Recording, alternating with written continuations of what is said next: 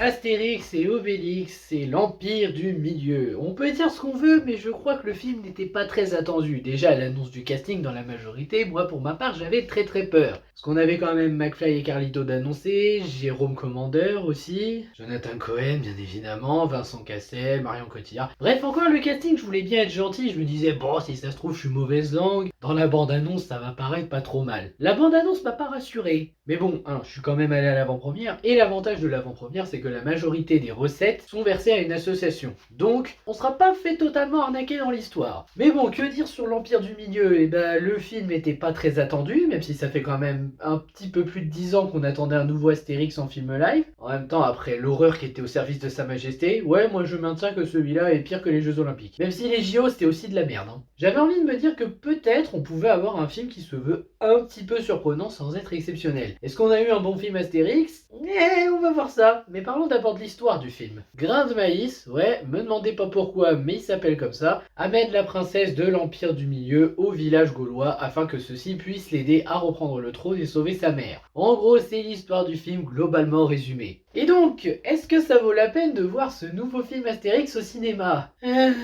Ça me fait un petit peu mal de dire ça, mais non. Le film n'est pas très bon. Bon, on va être honnête, c'est moins pire que ce qu'on a eu avant. Franchement, j'ai passé un moment un peu moins mauvais devant celui-là que devant les Jeux Olympiques où je me suis vraiment fait chier et devant Au service de Sa Majesté qui m'a profondément énervé. Le problème du film ici, c'est que au tout début, t'as une petite vibe Astérix Obélix, tu te dis ouais pourquoi pas, ça commence plutôt pas mal. Et plus le film avance, plus ça prend une direction au service de Sa Majesté. Évidemment je vais en parler avec les défauts du film, mais je vais quand même citer quelques qualités pour être gentil. Allez, si on veut être gentil, on va dire que les costumes sont corrects, que les décors sont plutôt jolis dans l'ensemble sans être exceptionnels. Qu'est-ce qu'on aurait d'autre? Il y a quelques idées de mise en scène qui marchent sans être grandioses, mais en même temps les Astérix n'ont jamais vraiment brillé pour leur mise en scène en live. Une partie du casting où j'étais un peu mauvaise langue, dans le sens où certaines personnes qui ne sont pas acteurs sont vraiment pratiquement que des caméos, et je dis pourquoi pas. De l'autre, quelques personnes que j'ai mal jugées en me disant pourquoi l'avoir choisi. Bon, c'est très rare, hein, il y en a que deux. Mais finalement, ça s'en sort pas trop mal dans le film, malgré qu'on les voit très peu.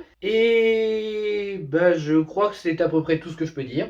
Et aussi, bien évidemment, les musiques qui honnêtement ne sont pas mal, excepté les deux morceaux copyright, hein. Je pense qu'on les aura tous reconnus ultra facilement. La sauce au service de Sa Majesté, j'imagine. Mais bon, dans l'ensemble, les musiques s'en tirent pas trop mal. Voilà, positif, j'ai fait le tour, on va passer au négatif. Et j'en ai des choses à dire. Et je vais commencer par le plus gros problème du film, les personnages. Sincèrement, les personnages, je peux pas dire autrement sur ce coup-là. Et même Astérix et Obélix. Non, parce que Astérix et Obélix, on les connaît. Astérix, le Gaulois, voilà. Qu'il ait un coup de foudre pour la princesse, pourquoi pas, même si je sens que ça a été un peu copié sur un autre film, mais oh non, Astérix là il est pas convaincant. En fait ce Astérix, pour vous expliquer, déjà il y a ce coup de foudre pour la princesse où tu te dis oh plus tard ça me rappelle Mission Cléopâtre, et aussi il veut plus prendre de potions magiques parce qu'il pense que c'est comme des stéroïdes, et il veut devenir végétarien Astérix. Bon, j'ai envie de dire que c'est moins pire que le coup du j'en ai marre d'être célibataire, mais quand même, hein, non, Astérix, tu le suis pas pour des problèmes comme ça. Obélix, c'est dommage pour Obélix parce qu'en vrai Gilles Lelouch le joue pas trop mal, mais le problème est que Obélix il est absent du film. Déjà on refait le même coup que dans Service de Sa Majesté, à savoir oh il retombe amoureux non pas de la fille mais de la garde du corps de la fille. Bon c'était pas sa garde du corps au service de Sa Majesté mais quand même. Mais même sans ça Obélix, j'arrive pas à me dire que je suis impliqué dans ce qui se passe avec lui. Je veux dire il est comme il est mais non je sais pas, il y a un truc qui bloque. Et je crois que la palme du pire des personnages principaux est beaucoup trop présent mais vraiment c'est Grain de Maïs. Putain, un personnage Astérix que j'avais envie d'étriper pendant tout le long du film. Et franchement, ça fait un moment, parce que c'est vrai qu'au service de Sa Majesté, j'avais envie d'étriper quelques personnages aussi. Mais là, oh putain. Oh, je vous jure, Jonathan Cohen, déjà, j'aime pas son humour en général, je trouve qu'il est pas drôle. Mais alors, dans ce film-là, non seulement il joue pas bien, il se joue lui-même, histoire de dire je vais faire des blagues improvisées, c'est rigolo. C'est un lâche. Mais vraiment un lâche, à aucun moment il veut se battre dignement, il évolue ou quoi que ce soit. Il passe son temps à essayer d'arnaquer les autres et à se croire supérieur à Astérix. Alors qu'en vrai Astérix, même sur la potion, il lui fout la misère, hein, mais bon, passons. Non, vraiment, Grain de Maïs, pire personnage du film. J'avais envie de l'étriper pendant tout le long, j'avais envie de dire mais qu'il meure. Je ne le supporte pas ce personnage. Et encore je dis ça, mais ça c'est dans les principaux. Parce que si on compte les secondaires, alors là ça va encore plus vous énerver. Oui, parce qu'on a Épi de Maïs joué par Ramzy déjà. Waouh, quel bon choix de casting. Ramzy qui va encore improviser comme quand il a fait Avril dans les Dalton. C'est encourageant, dis donc.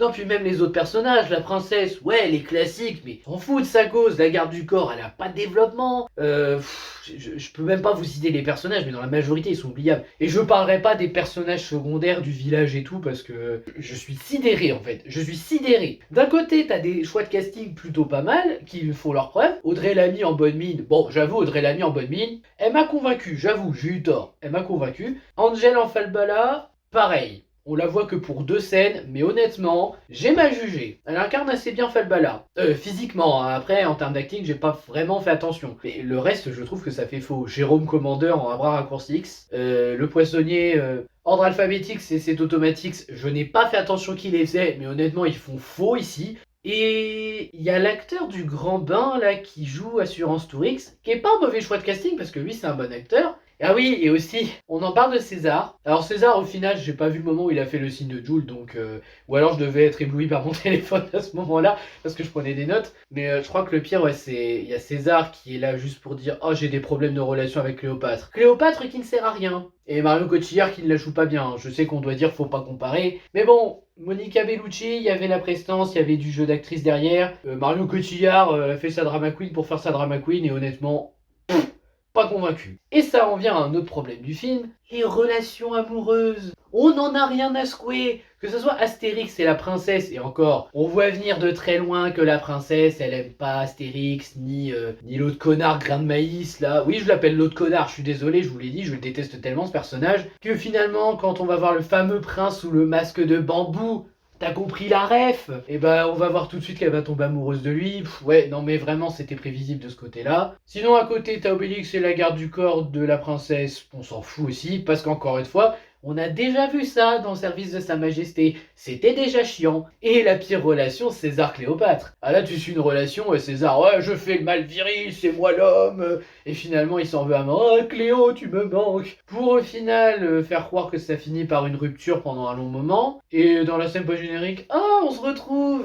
Sinon, qu'est-ce que je peux dire? Bah, l'humour est à chier, hein, on va pas se mentir. C'est très rare les moments où j'ai rigolé, et vraiment très rare. Sinon, on a le jeu d'acteur qui est pas terrible dans l'ensemble. Il y en a quelques-uns qui s'en sortent, comme je l'ai déjà dit. Mais à côté, t'as ceux qui ne s'en sortent pas. Hein. Marion Cotillard, non. Big Flo et Oli, on les voit que pour un caméo, mais ça se voit, ils savent pas jouer. Ramsey, il se joue lui-même, c'est pas drôle. Jonathan Cohen, il se joue lui-même, c'est pas drôle. Ah oui, et vous vous souvenez qu'on a Zlatan dans le film? Il joue mal. D'ailleurs, c'est un des personnages qui ne sert à rien dans le film, tout comme Cléopâtre. Les scènes d'action et d'aventure, bah... Parce qu'on sait tous qu'il y a des gens qui veulent voir Astérix pour le côté aventure, pas forcément seulement pour l'humour et les personnages, et ben vous allez être déçus, parce que c'est vraiment, mais alors vraiment pas ouf. Et encore une fois, comme c'est dans la vibe ou au service de Sa Majesté pour la bataille finale, voilà. Tiens, j'y pense, j'ai parlé des blagues, mais j'ai pas parlé des incohérences aussi. Vous savez, les fameux moments où dans les films Astérix, ils se sont dit « Oh, ça serait bien qu'on mette un peu de modernité d'aujourd'hui dans les films Astérix. Genre, on met du football et du basketball dans les Jeux Olympiques. » Et encore, je crois que c'est un des moins pires des 3 derniers films. Dans le service de Sa Majesté, on met des groupes de rock et je sais plus quoi. Enfin, j'ai oublié celui-là tellement je l'avais détesté. Et là, ils se sont dit, ah bah tiens, les pigeons, on va parler d'un chargeur. Plus de batterie pour le pigeon. C'est pas drôle. Bah normal, c'est pas adapté à Astérix. Ça se passe en 50 avant Jésus-Christ. Tu peux faire des blagues un peu modernes, mais fais-les de manière intelligente. Le coup du tunnel sous la Manche, par exemple, dans Astérix chez les Bretons, c'était pas une énorme blague, mais ça passait, parce que c'était évoquer quelque chose après la traversée. Alors que là, c'est vraiment forcé pour forcer, hein, mais bonjour les incohérences. Oh bah oui, un pigeon, ça a besoin de batterie. On se demande où il va brancher la batterie, tiens. Ah oui, il faut un adaptateur égyptien aussi pour Cléopâtre. C'est tombé bien bas. Mais je crois que la pire des incohérences, c'est... Ouais, j'ose le dire, hein, clairement. Il y a une boîte où normalement t'as des pigeons dedans. Alors, ils voulaient faire la blague. Il y a un raton laveur. Ok, c'est pas drôle, mais pourquoi pas. Il y a je sais plus quoi d'autre qui sort. Je crois que c'est un lapin. Pourquoi pas. Là, tu vois une chèvre qui sort du truc. Enfin, tu vois une chèvre qui est sortie de la boîte. T'as envie de dire, non, là, faut arrêter les conneries. Hein. Quand tu vois la taille de la boîte, c'est pas possible. Et on va pas parler des longueurs, du manque de tension et d'émotion, parce que sinon, je vais vraiment m'énerver. Je n'ai pas de partie spoil à faire, étant donné qu'il n'y a rien à spoiler. En vrai, bon, par peut-être une petite scène post-générique, mais en vrai, ça raconte rien, donc on peut la passer.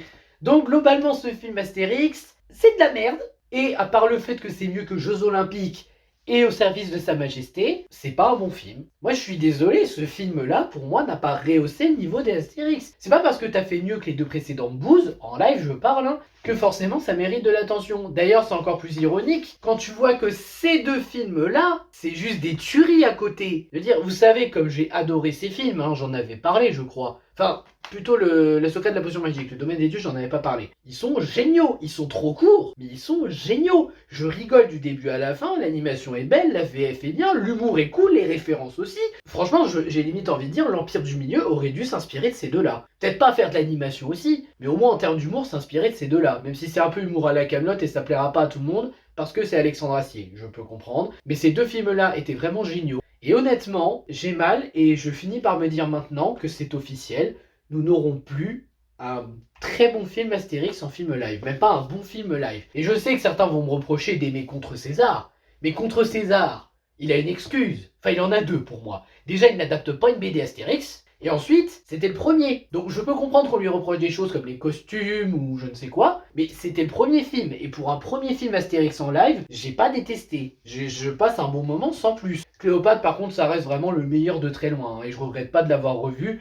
Parce que concrètement, c'est tout ce que m'a donné envie de faire l'Empire du Milieu. Me remater Mission Cléopâtre qui est bien meilleur que lui. Donc l'Empire du Milieu, moi je vous conseille de l'éviter. Faites comme vous voulez bien sûr, et je pense que comme moi vous voudrez donner une chance à ce film live en vous disant oh Astérix va peut-être enfin remonter la pente. Ouais, j'aurais aimé y croire aussi. Et ça me fait vraiment mal. Sur ce, c'était mon avis sur Astérix et Obélix, l'Empire du Milieu. J'espère que ça vous aura intéressé. N'hésitez pas à liker, partager, à vous abonner et à me donner votre avis aussi sur le film en commentaire si vous l'avez vu. Et je vous dis à bientôt pour une prochaine vidéo. Ciao!